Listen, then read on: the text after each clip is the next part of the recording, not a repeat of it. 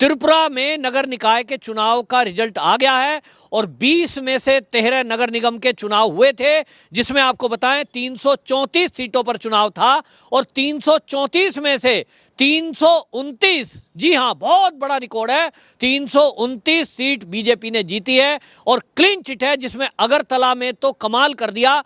Total सीटें जो 51 थी उसमें से 46, 51 की 51 अगरतला में भारतीय जनता पार्टी ने जीती है, जिससे यह बता दिया है कि अब इस देश में केवल विकास का एजेंडा चलेगा और नफरत की राजनीति करने वाले, सीए के विरोध करने वाले, बांग्लादेशी घुसपैठियों के पक्ष लेने वाले, ये अब यहां कहीं नहीं टिकेंगे। इस देश में मोदी जी, योगी जी, उसके बाद हेमंत बिस्वा शर्मा और अब विप्ल देव कुमार देव जो सीएम है, इनका एजेंडा बिल्कुल क्लियर है, जिसने ये क्लीन स्वीप दी है। ममता बनर्जी के लिए बहुत बड़ा झटका है और उन लोगों के लिए भी झटका है जो सीए का विरोध कर रहे थे, जो इस तरह से फूट डालो राज करो वाली नीति चलते हैं। ये झटका राहुल गांधी के लिए भी है, जो ट्वीट करके झूठ बोल रहे थे और ये कह रहे थे त्रिपुरा जल रहा है, जबकि त्रिपुरा में किसी मस्जिद को जलाया नहीं गया।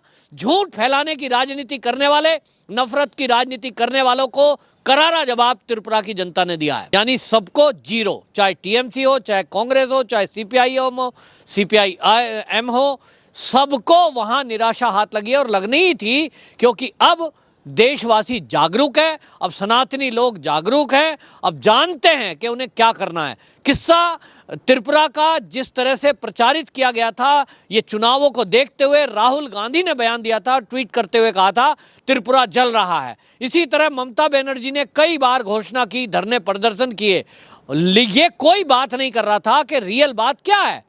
जब वहां मस्जिद जलाई ही नहीं गई, आप बांग्लादेश की फोटो दिखाकर, वीडियो दिखाकर देश में दंगा कराने की साजिश करोगे तो इस साजिश का जवाब इसी तरह मिलेगा जैसा अब त्रिपुरा के चुनाव में मिला है।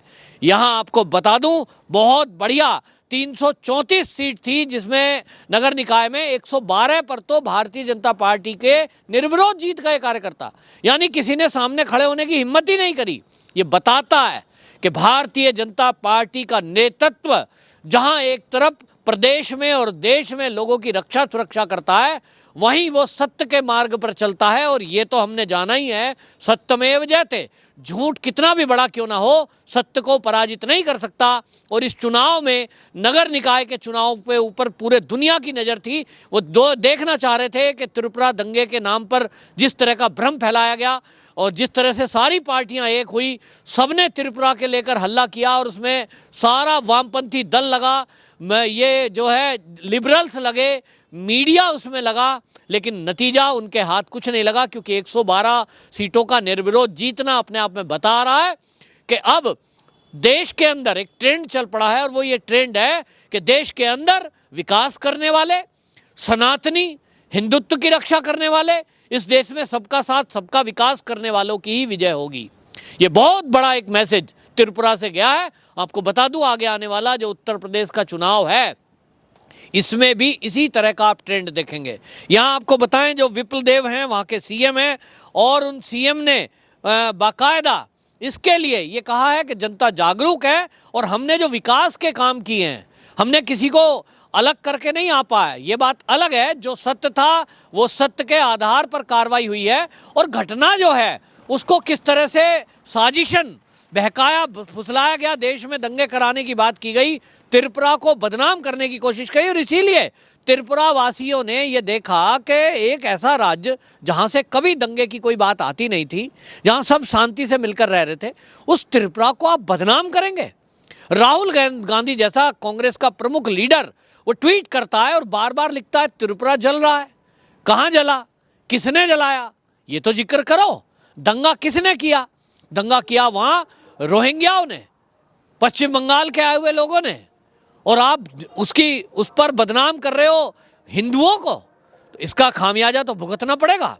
घटना यह थी कि बांग्लादेश में अल्पसंख्यकों के ऊपर हमले हुए, मंदिर तोड़ दिया गया, इस्कॉन मंदिर का एक बढ़िया भक्त और जो सेवादार था उसकी हत्या कर दी गई, और उसके विरोध में त्रिपुरा में 51 जगह पर धरना प्रदर्शन चल रहा था। जो हिंदू धर्म के मानने वाले सनातनी लोग प्रदर्शन कर रहे थे।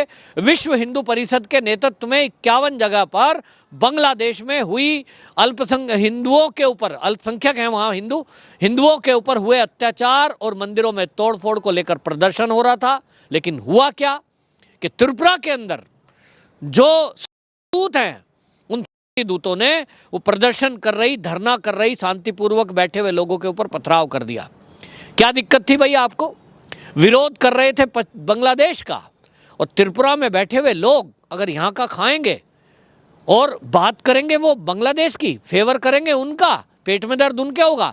मैं गाली अगर पाकिस्तान को दूं तो उसका जो दिक्कत है उससे, गाली से, पाकिस्तानियों को होनी चाहिए या भारत में बैठे लोगों को होनी चाहिए। लेकिन हो ये रहा है कि धर्म के नाम पर इस तरह का ट्रेंड चलाया जा रहा है कि तुम्हारा धर्म मेरा धर्म, कौन ये अगर इस तरह करेंगे तो नतीजे त्रिपुरा जैसे ही आएंगे। त्रिपुरा के आपको बता दूं, जो स्पीकर हैं त्रिपुरा असेंबली के, रतन चक्रवर्ती, उन्होंने कहा कि ममता बनर्जी का यह असर तो होना ही था। और ममता बनर्जी समझ ले कि उन्होंने पश्चिम बंगाल के अंदर जिस तरह से डेमोक्रेसी को नष्ट किया है, जिस तरह से केवल एक वर्ग को खुश करने के लिए और रोहिंग्या और बांग्लादेशियों को खुश करने के लिए हिंदुओं को टारगेट किया गया, एफआईआर तक दर्ज नहीं की हिंदुओं की, ये डेमोक्रेसी के विरुद्ध है। और इसका खामियाजा टीएमसी को भुगतना पड़ा, और अभी भुगतना है, अभी तो और देखिए आगे क्या होता है। तो पश्चिम बंगाल में ममता बनर्जी काबिज हो गई है, लेकिन आज वो राष्ट्रीय लीडर बनने का सोच रही है। वो पूरे भारत में घूम रही है। अभी हाल ही में दिल्ली आई थी, हरियाणा के एक लीडर को उन्होंने अपनी पार्टी में शामिल किया, कांग्रेस के, तो सपना देख रही थी प्रधानमंत्री चेहरा बनकर देश में उतरने के लिए। लेकिन अब ममता बनर्जी को समझ में आ जाएगा कि आपने जिस तरह से बांग्लादेशी, रोहिंग्या और घुसपैठियों का पक्ष लिया है, उनके लिए आपने सीएए का विरोध किया कि हम अपने प्रदेश में लागू नहीं करेंगे, इसका असर पूरे देश की जनता के जनमानस पे है कि इस देश में बैठे हुए लोग हिंदुओं के इस कदर विरोधी हैं कि अगर उनको भारत नागरिकता दे रहा है तो ये विरोध करेंगे। भाई आप उनको रक्षा करो, उनको पालो पोसो, कोई दिक्कत नहीं है। 5 करोड़ बांग्लादेशी घुसपैठिए ममता बनर्जी की वजह से घुस आए, उनको सह दिया, उनका सारा राशन पाशन सारे इंतजाम करते हैं, किसी ने दिक्कत नहीं करी। लेकिन आप ये कहो कि बांग्लादेश, पाकिस्तान और अफगानिस्तान के हिंदुओं और सिखों को, दलितों को आप मान्यता नहीं देने देंगे, यहाँ की नागरिकता नहीं लेने देंगे, इसके पीछे आपका क्या मतलब है? इसका मतलब तो सीधा है कि आप दलित विरोधी हो, आप सिख विरोधी हो, आप हिंदू विरोधी हो। क्यों? और ये भी उम्मीद रखती हो ममता बनर्जी कि इसके बाद आपको देश में हिंदू वोट भी दे देगा। अब ना चल बे दीदी, अब ना चल बे। तो ये समझ जाए, त्रिपुरा के चुनाव ने ये सिद्ध कर दिया है कि अब इस देश में साजिश करने वाले, झूठ की राजनीति करने वाले, नफरत की राजनीति करने वाले, इसी तरह दंगा कराकर आपस में लड़ाने वाले लोगों की अब राजनीति नहीं है। आज की डेट में मोदी सरकार जब से आई है 2014 से, और उन्होंने तो 3 बार के टर्म में जब गुजरात में मुख्यमंत्री के तौर पर काम किया, उन्होंने एक ही ट्रेंड सेट किया मोदी जी ने, विकास को ही एजेंडा बनाया। आज उत्तर प्रदेश का चुनाव अभी कुछ दिनों बाद है, तो देखिए योगी आदित्यनाथ जी को, योगी हैं, भगवाधारी हैं, कट्टर हिंदू हैं, लेकिन उसके बावजूद वहां विकास चलाया है उन्होंने। और जो चुनाव आएगा, इस चुनाव में योगी जी का नारा विकास है, विकास के एजेंडे पर चुनाव है, ना कि हिंदुत्व के एजेंडे पर। ये नहीं कहते किसी भी सभा में कि इस देश में जो बांग्लादेशी हैं, घुसपैठिए हैं, उनको हम ये करेंगे वो करेंगे, नहीं, काम करके दिखाया भाई। जो योगी जी ने 5 साल में किया, 70 साल में हमने नहीं देखा। 3 expressway, AIIMS, medical college हर जिले में, कोई सोच सकता है? और ऐसे स्कूल, प्राइमरी स्कूल के अंदर अगर आप चले जाएं तो हर ब्लॉक में एक स्कूल अभी तो ऐसा बनाया है, आगे और काम चलेगा। ऐसा लगता है जैसे कहीं आप प्राइवेट किसी बड़े मार्का वाले स्कूल में आ गए हो। सोच भी नहीं सकते थे कि यूपी में ऐसा हो सकता है। यूपी में कोई सोच सकता है बिना भ्रष्टाचार और बिना सोच सिफारिश के आप नौकरी पा सकते हैं?